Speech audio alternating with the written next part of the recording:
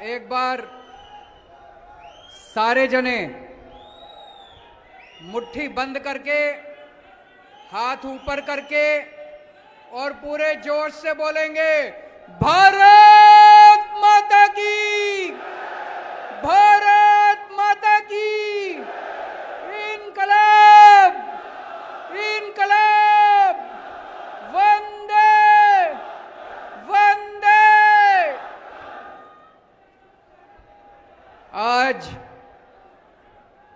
इतनी भारी संख्या में आए हुए मेरे सभी भाइयों बहनों, माताओं, बुजुर्गों, चाचे, ताऊ, मामे, नाना, नानी, दादा, दादी, आप सब लोगों को मेरा नमस्कार, सबको मेरा प्रणाम। सबसे पहले आपका तहे दिल से मैं शुक्रिया अदा करना चाहता हूं। इतनी धूप में आप लोग इतने भारी संख्या में अपने अपने घर से दूर दूर से आए हो, हमारी बात सुनने के लिए, हमसे बात करने के लिए। मैं दिल से आपका बहुत बहुत आभारी हूं। और आज आदमपुर आके तो बहुत अच्छा लग रहा है। आदमपुर में बहुत रिश्तेदारियां हमारी। मेरे चाचा जी आदमपुर ब्याहे हुए हैं, मेरी चाची आदमपुर की है। मेरा एक भाई आदमपुर ब्याया हुआ है, मेरी भाभी आदमपुर की है। और दूर की रिश्तेदारियां तो कितने चाचे, ताऊ, मामा, मामी, कितने सारे बैठे हैं अभी यहाँ पे सामने। आप सब लोगों को मैं प्रणाम करता हूं।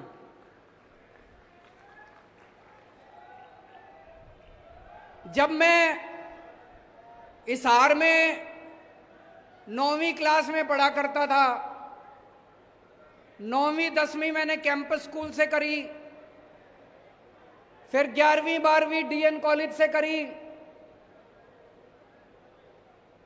उस टाइम छोटा सा बच्चा था, शर्मीला, पढ़ाई में अच्छा था, फर्स्ट आया करता था। और 11वीं 12वीं में पूरे हरियाणा में कुरुक्षेत्र यूनिवर्सिटी में 6ठी पोजीशन आई थी मेरी, 11वीं में भी 12वीं में भी। उस टाइम जिंदगी में नहीं सोचा था कभी राजनीति में जाएंगे। उस टाइम कभी दूर दूर तक सपने में नहीं आया था कि किसी दिन भगवान इस पोजीशन पे ही इधर पहुंचा देगा। लेकिन भगवान की अपनी माया है जी, जिंदगी का क्या पता चलता है, भगवान कहीं भी ले जाता है जिंदगी को। फिर मैं हरियाणा से आईआईटी गया इंजीनियरिंग करके, फिर दिल्ली मेरी कर्म भूमि बनी।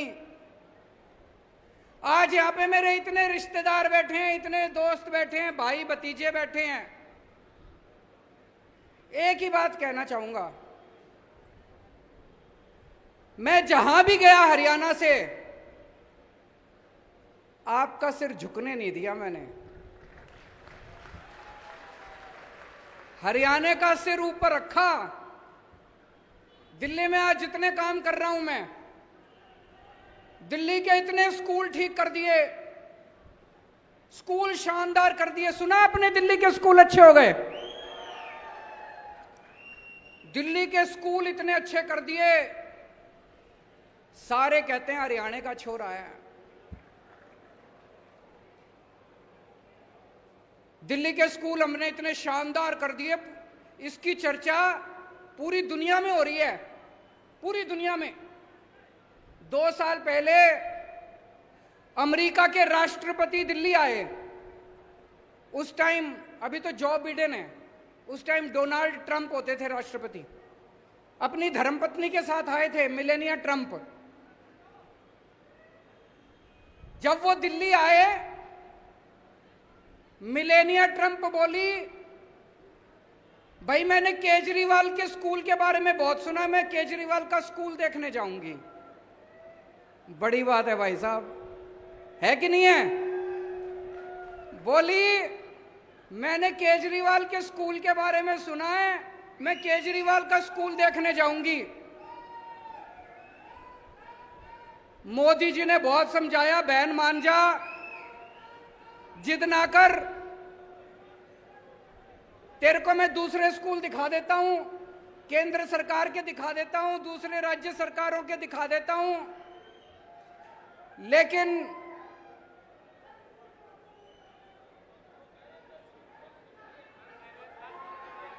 वो ये कह रहे हैं कि हरियाणा में स्कूल बंद कर दिए। मैं आऊंगा, मैं बात करूंगा उसकी, बच्चे चिंता ना करो। वो ये कह रहे हैं हरियाणा में स्कूल बंद कर दिए, मैं उसकी बात करूंगा, चिंता ना करो, बैठो बैठो बैठो, मैं उसकी बात उठाऊंगा उसकी। अमेरिका के राष्ट्रपति की पत्नी दिल्ली के स्कूल देखने के लिए आई। अमेरिका का राष्ट्रपति पूरी दुनिया में घूमता है, उसकी पत्नी उसके साथ घूमती है। किसी देश में मेलानिया ट्रंप किसी का स्कूल देखने नहीं गई, दिल्ली के अंदर केजरीवाल के स्कूल देखने के लिए आई भाई साहब। वैसे तो पूरे देश का सर सीना चौड़ा हो गया कि अमेरिका की राष्ट्रपति हमारे स्कूल देखने आई, सरकारी स्कूल की बात कर रहा हूं मैं, लेकिन हरियाणा वालों का ज्यादा सीना चौड़ा हुआ। हरियाणा का लाल, हरियाणा का छोरा, आपका अपना। हमने दिल्ली के अंदर अस्पताल, बड़े सरकारी अस्पताल इतने शानदार कर दिए, इतने अच्छे कर दिए सरकारी अस्पताल, एयर कंडीशनड, सारी दवाइयां मुफ्त कर दी, सारे टेस्ट मुफ्त कर दिए। आपका 10 रुपए का खर्चा हो चाहे 20 लाख रुपए का खर्चा हो, सारा इलाज मुफ्त है दिल्ली के अंदर, चाहे अमीर आदमी हो चाहे गरीब आदमी हो, सबका इलाज मुफ्त है भाई साहब, सबका इलाज मुफ्त है। मोहल्ला क्लिनिक खोल दिए जगह जगह। मोहल्ला क्लिनिक देखने के लिए नॉर्वे की प्रधानमंत्री आई, नॉर्वे की प्रधानमंत्री दिल्ली के लिए, और बोली अपने मीडिया में कि केजरीवाल जैसे मोहल्ला क्लिनिक पूरी दुनिया में खुलने चाहिए। दिल्ली में हमने बिजली 24 घंटे कर दी, दिल्ली में हमने बिजली मुफ्त कर दी, बिजली मुफ्त कर दी, बिजली 24 घंटे कर दी। ये जादू है भाई साहब, मुफ्त बिजली और 24 घंटे बिजली। ये ऊपर वाले ने वरदान दिया है केवल केजरीवाल को कि भाई यही कर सकता है, मुफ्त भी कर सकता है और 24 घंटे भी कर सकता है। ये वरदान और किसी को नहीं मिला, केवल मेरे को मिला हुआ है, ऊपर वाले की दया है, ऊपर वाले की कृपा है। मैं मुफ्त भी बिजली देता हूं और 24 जीरो बिल आते हैं। और दिल्ली में पिछले 5 साल में भाई साहब 12 लाख बच्चों को मैंने रोजगार दिलवाया है, 12 लाख बच्चों को। अब मेरा भाई है भगवंत मान, पंजाब का मुख्यमंत्री बना है। इन्होंने भ्रष्टाचार खत्म कर दिया है सारे सरकारी दफ्तरों से। अब आप किसी दफ्तर में चले जाओ, इन्होंने कर दिया, कोई पैसे मांगे जेब में हाथ डालो, अपना मोबाइल ऑन कर लो, इनके पास रिकॉर्डिंग भेज दो, अफसर 24 घंटे के अंदर सस्पेंड कर दिया जाता है। किसी की हिम्मत नहीं है पैसे मांगने की। अभी इनकी सरकार को 6 महीने भी नहीं हुए, 100 मोहल्ला क्लिनिक खोल दिए और भाई साहब जीरो बिजली के बिल इनके यहां भी आने लग गए। मैंने अपनी विद्या इनको भी सिखा दी, 24 घंटे बिजली और जीरो बिल आने लग गए। पंजाब में भी स्कूल भी ठीक करने चालू कर दिए इन्होंने। अब मैं हरियाणा वालों से कह रहा हूं, पूरी दुनिया के स्कूल ठीक करता घूम रहा हूं मैं, पूरी दुनिया के अस्पताल ठीक करता घूम रहा हूं मैं, पूरी दुनिया में मोहल्ला क्लिनिक बनाता घूम रहा हूं मैं, पूरी दुनिया की बिजली मुफ्त करता घूम रहा हूं। हरियाणा वाले तुम भी करा लो मेरे से भाई, मेरी जन्मभूमि है, मेरा अपना ही राज्य है, मेरा अपना ही गांव है। आप क्यों नहीं कराते मेरे से? हरियाणा के भी स्कूल ठीक करा लो। वो खट्टर साहब रोज स्कूल बंद करते घूम रहे हैं, वो बच्चा अभी खड़ा होकर चिल्ला रहा था। सरकारी स्कूल बंद करते घूम रहे हैं। बताओ, सरकारी स्कूल बंद कर देंगे, एक आम आदमी अपने बच्चों को कहां भेजेगा? 18 लाख बच्चे पढ़ते हैं हरियाणा के सरकारी स्कूलों में। कबाड़ खाना बना रखा है सरकारी स्कूलों को इन्होंने, है कि नहीं है? मजबूरी में भेजता है काम आदमी अपने बच्चों को सरकारी स्कूलों में, 2 पैसे आ जाएं आदमी प्राइवेट में भेजता है। दिल्ली में हमने उल्टी गंगा बहा दी।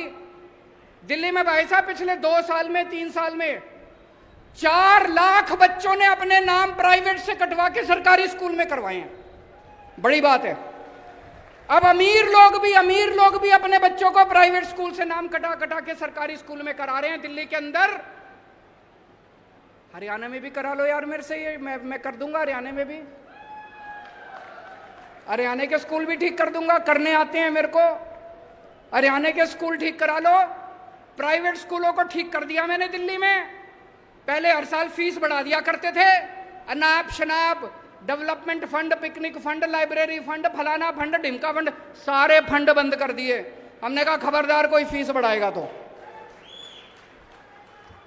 सारे स्कूलों की ऑडिट करा दी प्राइवेट वालों की, चुप हो गए सारे, घर जाके बैठ गए। थोड़ा सा हरियाणा के लिए भी मेरे से काम करा लो यार, आपका ही छोरा हूं। पूरे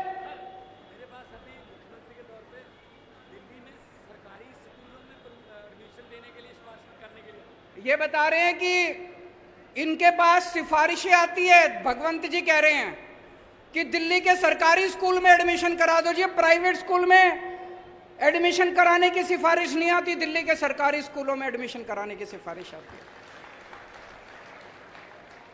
अपने को सरकारी स्कूल बहुत बढ़ाने हैं, बंद नहीं करने हैं, और उनको शानदार बनाना है। ये बंद कर देते हैं, कहते हैं जी बच्चे कम हो गए। बच्चे कम क्यों हो गए? तुमने बेड़ा गर्क कर दिया, टीचर है नहीं, बेड़ा गर्क कर रखा है सरकारी स्कूलों का। कौन भेजेगा अपने बच्चों को? आज शानदार बना दो सरकारी स्कूलों को, देखो जनता भेजनी चालू करेगी। स्कूल ठीक करने हैं, शिक्षा ठीक करनी है, अस्पताल ठीक करने हैं। दिल्ली में जैसे मैंने अस्पताल ठीक कर दिए, भगवंत मान जी ने मोहल्ला क्लिनिक बना दिए। ये मोहल्ला क्लिनिक हरियाणा वाले तुम भी बनवा लो मेरे से, मेरे को आते हैं बनाने हैं। बिजली मुफ्त चाहिए नहीं चाहिए? किस किस को चाहिए हाथ खड़े करके बता दो। ये कैमरे वाले दिखा दो जरा सी। सारों ने सबको मुफ्त बिजली चाहिए। कहते हैं केजरीवाल फ्री की रेवड़ी बांट रहा है। ये एक एक मंत्री, इनका एक एक मंत्री को 4-4 हजार यूनिट बिजली मुफ्त मिलती है हर महीने। वो फ्री की रेवड़ी नहीं है। केजरीवाल ने 300 यूनिट मुफ्त दे दी लोगों को, कहते हैं फ्री की रेवड़ी बांट रहा है। अरे पैसे चोरी तो नहीं कर रहा मैं, स्विस बैंक में तो नहीं ले जा रहा, जनता में ही बांट रहा हूं। जनता की सीस मिलती है। करोड़ों लोगों का मुफ्त इलाज कर दिया मैंने दिल्ली में। मेरे पास क्या है जी, फक्कड़ आदमी हूं। मेरे पास कुछ नहीं है, ना मेरे बैंक अकाउंट में पैसा, ना हमारी इन्होंने सीबीआई भी भेज ली, ईडी भी भेज ली, कुछ नहीं मिला। मेरे पास कुछ नहीं है, बस जनता की दुआएं हैं, जनता का आशीर्वाद है। जो करोड़ों लोगों का इलाज कराया, जिन लाखों लोगों के बच्चों को हमने अच्छी शिक्षा दी, उनका आशीर्वाद है हमारे साथ। तो दोस्तों 2 साल बाद हरियाणा का चुनाव है। एक मौका अपने लाल को दे के देख लो, एक मौका केजरीवाल को, एक मौका दे दो। हरियाणा को ना बदल दो तो मेरे को लात मार के हरियाणा से बाहर फेंक देना, दोबारा हरियाणा में नहीं आऊंगा। मंजूर है? 2 साल बाद चुनाव है, लेकिन उसका ट्रेलर अभी है। उसका ट्रेलर अभी है। हम आदमपुर में बैठे हैं। आदमपुर का चुनाव 3-4 महीने बाद है। अभी जो आपका मौजूदा विधायक है, मेरे को बताया गया 1998 से 24 साल से विधायक है वो। उसने कुछ अच्छा काम करा हो तो उसको वोट दे देना, और नहीं कराओ तो इस बार बदलाव लाना है, इस बार अपने को चेंज लाना, परिवर्तन लाना है। 2019 में हम पंजाब में 1 सीट जीते थे, भगवंत मान जी जीते थे, संगरूर से 1 सांसद बने थे 2019 में। 2022 में हमारी सरकार बन गई पंजाब के अंदर। आज 2022 में आदमपुर की सीट जिता दो आपको यकीन दिला रहा हूं 2024 के अंदर आम आदमी पार्टी की सरकार हरियाणा के अंदर बननी है। एक टाइम था जब आदमपुर की टोर होती थी पूरे हरियाणा के अंदर, चौधराहट थी कि नहीं थी? आदमपुर की चौधराहट होती थी पूरे हरियाणा में, नाम था आदमपुर का। कहां गई टोर? इस बार आम आदमी पार्टी को जिता दो, पूरे देश में, चेन्नई में, वेस्ट बंगाल में, असम में, केरला में चर्चे हो जाएंगे, आदमपुर में केजरीवाल की पार्टी जीत गई। आदमपुर में सारी दुनिया जान जाएगी नक्शे पे आदमपुर भी है, सारी दुनिया जान जाएगी, चौधराहट वापस आ जाएगी और आदमपुर गेट होगा। उस गेट के जरिए आम आदमी पार्टी हरियाणा के अंदर 2024 में सरकार बनाएगी। और आज मैं इस मंच से खासकर जितने मेरे युवा बच्चे हैं, युवा भाई हैं, युवा बहनें हैं, उनको अपील करना चाहता हूं, आपको लगना पड़ेगा। नई राजनीति लेके आनी है, ये पुरानी राजनीति खत्म करनी है। इन लोगों ने लूट लिया अपने को, सारी पार्टियों ने मिलके, ये चाहे ये पार्टी हो चाहे वो पार्टी हो, अपने घर भरने के सिवा इन्होंने कुछ नहीं करा। आम आदमी पार्टी नई पार्टी है, नए चेहरे हैं, नई ऊर्जा है, नए विचार हैं। नए विचार लेके आओ, नया हरियाणा बनाएंगे सारे जने मिलकर। कुछ लोग बोले मेरे को, यहां बिश्नोई इतने हैं जी, जाट इतने हैं जी, बनिए इतने हैं जी, ब्राह्मण इतने हैं जी। मैं पूछना चाहता हूं, सबको अपने बच्चे पढ़ाने हैं नहीं पढ़ाने? पढ़ाएगा तो केजरीवाल ही। सबको मुफ्त बिजली चाहिए नहीं भी चाहिए? मुफ्त बिजली देगा तो केजरीवाल ही। तो चाहे आप बिश्नोई हो, चाहे आप जाट हो, चाहे आप ब्राह्मण हो, चाहे आप बनी हो, आपके बच्चों को नौकरी और शिक्षा तो केजरीवाल ही दे सकता है जी। बाकी सबको आजमा के देख लिया आप लोगों ने। एक और जरूरी बात आज आपसे करना चाहता हूं। इतनी महंगाई हो रही है, चारों तरफ महंगाई हो रही है कि नहीं हो रही है? दुखी हो कि नहीं हो महंगाई से? मैं कई लोगों से पूछता हूं, भाई महंगाई क्यों हो रही है? बोले जी अपने आप ही हो रही है। अपने आप ही हो रही है? अपने आप कैसे हो रही है जी महंगाई? बोले जी भगवान ने कर रखी है। बताओ भगवान का बैर है क्या आपसे? भगवान महंगाई क्यों करेगा? क्यों हो रही है महंगाई? इन्होंने अनाप शनाप पिछले कुछ सालों में इतने टैक्स लगा दिए, इतने टैक्स लगा दिए। अच्छा एक चीज बताओ, यहां जितने लोग बैठे हैं, टैक्स कौन कौन भरता है? जरा हाथ खड़े करो। ये कई लोगों ने हाथ नहीं खड़े करे। आपको पता नहीं, एक बच्चा पैदा हुआ बच्चा भी टैक्स भरता है। आप एक रोटी खाते हो, एक रोटी पे 1 रुपए का जीएसटी लगता है। आप दही का प्याला खाते हो, 1 कप दही जब खाने जाओ ना, अभी खाना नहीं खाया होगा, सारे जने घर जाओगे, 1 कप दही के ऊपर 1 रुपया जीएसटी लगता है। आपने ये जितने कपड़े पहन रखे हैं इस पे टैक्स लगता है। आपका पंखा चलता है, पंखे पे टैक्स लगता है, बिजली पे टैक्स लगता है, दही पे टैक्स लगता है, शहद पे टैक्स लगता है, गेहूं पे टैक्स लगता है, चावल पे टैक्स लगता है। पिछले दिनों इन्होंने खाने पीने की सारी चीजों के ऊपर टैक्स लगा दिया। इतना टैक्स, इतना टैक्स। इस वजह से महंगाई हो रही है। बस सांस लेना ही बाकी है, चिंता ना करो, एक बारी और आ गए तो उस पे भी लग जाएगा टैक्स। अब ये आइडिया मत दो, वो सुन लेंगे।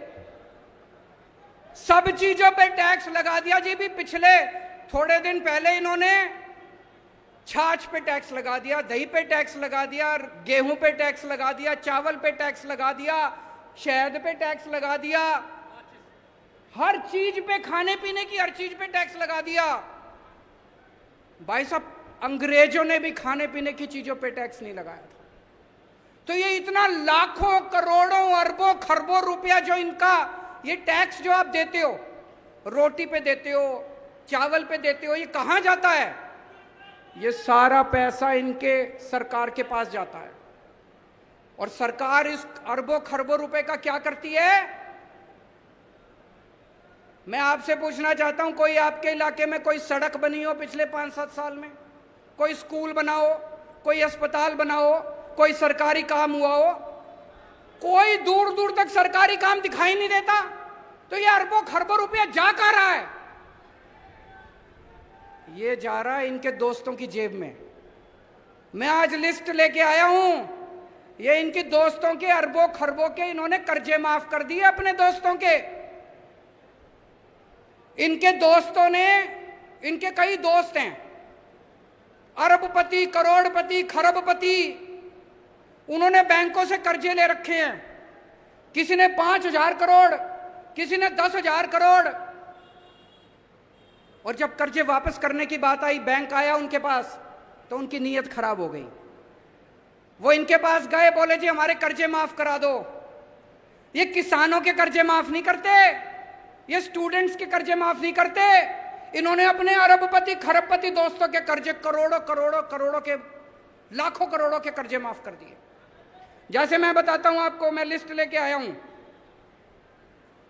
इन्होंने, इनका एक दोस्त है, उसने 87,000 करोड़ रुपए का कर्जा ले रखा है। एक आदमी ने 87,000 करोड़ रुपए का कर्जा सारा माफ कर दिया, सारा माफ कर दिया। कहां से पैसा आया? आपकी रोटी पे आपने जो जीएसटी दिया था उसका पैसा, आपके बच्चे का जो दूध पे टैक्स दिया था उसका पैसा। एक और दोस्त है, उसका 12,000 करोड़ रुपए का कर्जा सारा माफ कर दिया जी, सारा। 10 लाख करोड़ रुपए के कर्जे माफ कर दिए इन्होंने आपके टैक्स के पैसे से। इसलिए महंगाई हो रही है। और जब पैसे कम पड़ जाते हैं, कोई दोस्त आता है इनका, कहता है जी मेरे 7,000 करोड़ है, मेरे को माफ कर दो। तो ये अपने मंत्री को बुलाते हैं, कहते हैं भाई छाछ पे टैक्स बढ़ा दो। तो छाछ पे टैक्स बढ़ा देते हैं। जो पैसा आता है उससे अपने दूसरे दोस्त का कर्जा माफ कर देते हैं। फिर एक और दोस्त आता है, कहता है जी मैंने 9,000 करोड़ का कर्जा ले रखा है, मेरा माफ कर दो। फिर ये मंत्री को बुलाते हैं, कहते हैं दही पे टैक्स बढ़ा दो, दही पे टैक्स बढ़ा देते हैं। ये जितनी बात कह रहा हूं मैं सच बोल रहा हूं। अगर मैं कुछ भी झूठ बोलूंगा ये केस कर देंगे कल मेरे ऊपर। पढ़ा लिखा आदमी हूं मैं, इनकम टैक्स का आदमी हूं, सब समझता हूं इनके चोरी चकारी सारी। अभी इन्होंने दिल्ली में हमारी सरकार गिराने की कोशिश करी। सोचो इनकी हिम्मत। दिल्ली में हमारे 70 में से 62 सीट हमारी है। इन्होंने प्लानिंग बनाई, केजरीवाल के 40 एमएलए तोड़ेंगे। इन्होंने कहा 20-20 करोड़ रुपए में एमएलए खरीदेंगे। हमारे एमएलए को मिले ये लोग, एक एक एमएलए को मिले, बोले 20 करोड़ रुपए ले लो, केजरीवाल की पार्टी छोड़ दो, बीजेपी में आ जाओ, मंत्री भी बनाएंगे और 20 करोड़ भी देंगे। पर भाई साहब हमारे सारे ईमानदार आदमी हैं, अच्छे लोग हैं, शरीफ लोग हैं, सबने आके मेरे को बता दिया 40 एमएलए तोड़ने थे इनको। 20-20 करोड़ के हिसाब से 800 करोड़ रुपए लेके आए थे ये। 800 करोड़ रुपए बताओ जी कहां से आए 800 करोड़ रुपए? अब इन्होंने मध्य प्रदेश में सरकार तोड़ी। कितने एमएलए खरीदे वहां पे? फ्री में थोड़ी खरीदे। कोई कह रहा है 50 करोड़ में खरीदे, कोई कह रहा है 40 करोड़ में खरीदे। इन्होंने मध्य प्रदेश में सरकार तोड़ी, इन्होंने कर्नाटक में सरकार तोड़ी, इन्होंने गोवा में सरकार तोड़ी, इन्होंने असम में सरकार तोड़ी। 277 एमएलए खरीद चुके अभी तक ये। 277 20-20 करोड़ रुपए के हिसाब से भी लगा लो, 6,000 करोड़ रुपए इन्होंने एमएलए खरीदने में लगा दिए। ये पैसा कहां से आया जी? ये आपके टैक्स का पैसा है, ये जीएसटी का पैसा है, ये दूध दही के ऊपर टैक्स का पैसा है। इसलिए महंगाई हो रही है भाई साहब, इसलिए समझ के जाना। आज मैं एक स्पेशल मिशन को लेके आया हूं आपके बीच में। देश को आजाद हुए 75 साल हो गए। 75 साल कम नहीं होते। इन 75 सालों में कितने देश हमसे आगे निकल गए, कितने देश हमसे आगे निकल गए। सवाल उठता है हम पीछे क्यों रह गए? हम किसी से कम थोड़ी हैं भाई साहब। मैं हमेशा कहता हूं ऊपर वाले ने जब इंसान बनाया पृथ्वी के ऊपर, सबसे इंटेलिजेंट लोग ऊपर वाले ने इंडिया में बनाए थे, भारत में बनाए थे सबसे इंटेलिजेंट लोग। फिर हम पीछे क्यों रह गए? हमारा देश गरीब क्यों रह गया? हमारे बच्चों को अच्छी शिक्षा क्यों नहीं मिलती? हमारे लोग अनपढ़ क्यों रह गए? ये प्रश्न उठता है। हमारे पास किस चीज की कमी है? भगवान ने, ऊपर वाले ने भारत को सब कुछ दिया है, नदियां दी है, पहाड़ दिए हैं, खनिज पदार्थ दिए हैं, फसलें दी हैं, जड़ी बूटियां दी हैं, समुद्र दिया है, सब कुछ दिया है, फिर हम पीछे क्यों रह गए?